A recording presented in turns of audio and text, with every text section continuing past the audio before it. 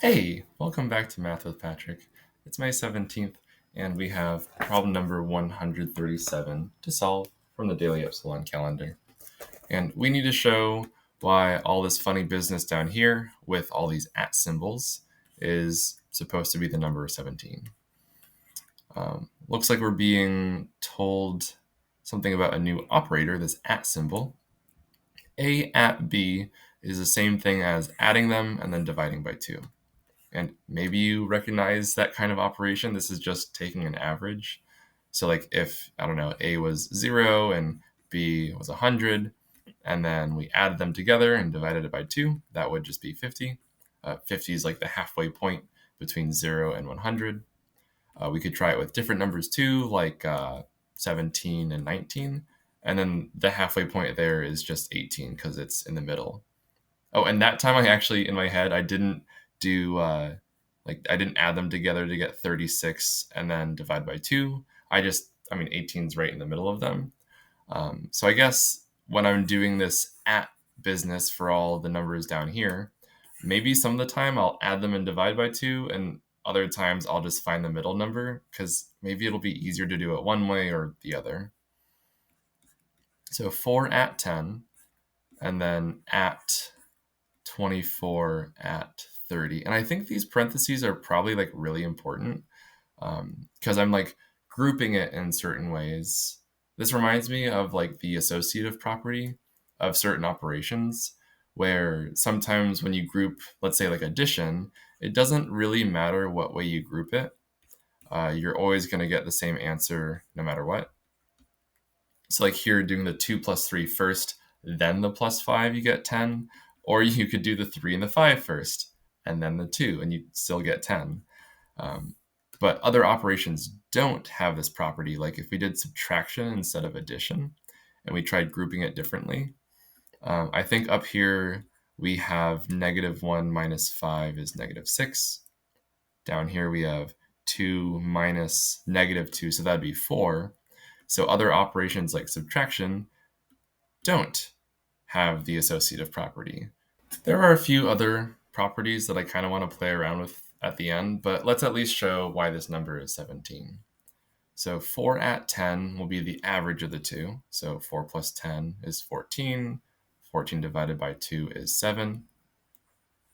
And then 24 at 30 should be the average of the two again. This time, I just want to think about it in terms of that like middle number idea, where just the number in the middle of these two is going to be 27 because it's like 3 away from both.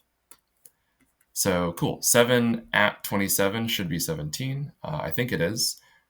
Thinking about it in terms of that middle number idea, I could add 10 or maybe subtract 10 to get to either 27 or 7, respectively. So 17 has to be in the middle.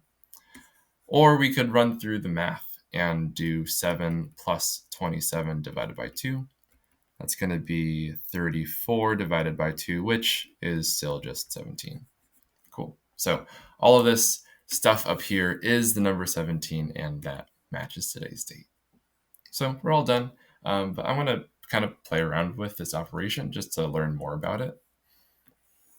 To see if something is associative, we should test out two different things. We should test out A at B and then at C, and see if this is equal to A at B at C. Because here I'm grouping things in two different ways, and if they're equal, then cool, it has the associative property. And if they're not equal, then it doesn't have the associative property. Well, A at B is just, the same formula, A plus B over 2. And then if I at C, that means I need to add this to C and then divide all of that by 2. So I'm going to get a similar setup over here where I have to take the average of B and C first, then the average of A and whatever I got there. Now, I think these two things are not equal to each other. Maybe let me I don't like having fractions and fractions. It's kind of hard to read. So if I find a common denominator in the top, maybe kind of like this, then, okay, I can kind of tell that I'll get a plus b plus 2c over 4 over here, and then 2a plus b plus c over 4 on the right side. And like maybe like sometimes these fractions could be equal, but clearly they're not equal always. So this is enough of a proof for me that they are not associated, or that the operation is not associative. So maybe it's kind of like subtraction or division, where if you group things in different ways, you don't get the same answer. Another property that I kind of want to test out is the commutative property. This is where if you swap things around, like 3 and 5 with 5 and 3, we're going to get the same thing. So like addition is commutative, but then subtraction is not, because I would get like a -2 on the left and a +2 on the right. So some operations are commutative, others aren't.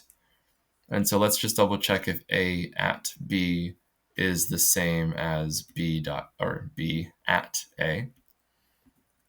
Oh, and it should be, I guess, because it's just A plus B over 2 and B plus A over 2.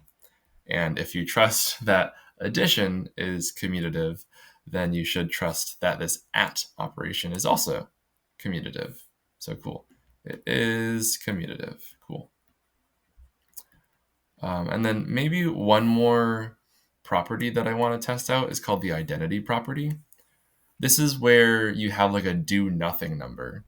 And so like multiplication has an identity number. We could multiply something by 1 and just get right back where we started. Addition and subtraction also both have, division too, right? I could have also divided by 1.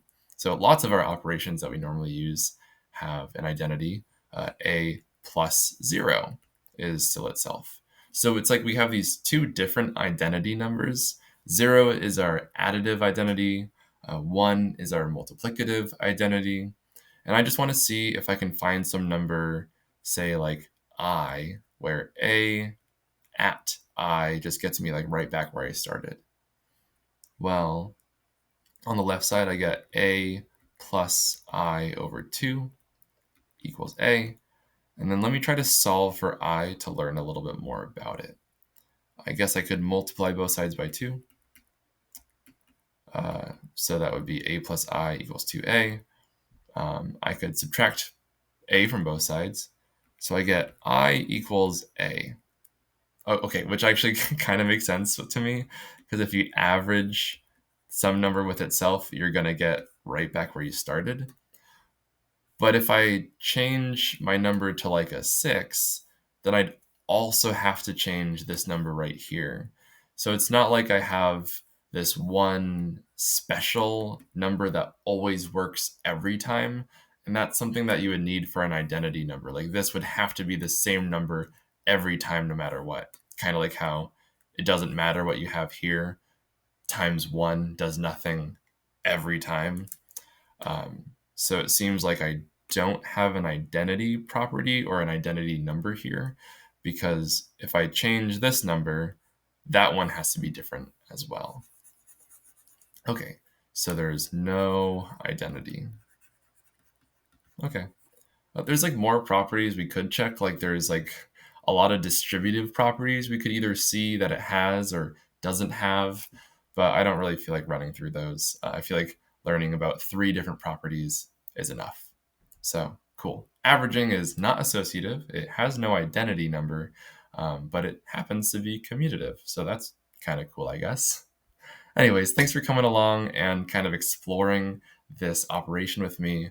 Ultimately, the answer is 17, but I figured this is one that we could go a little bit deeper into. So I'm all done for today.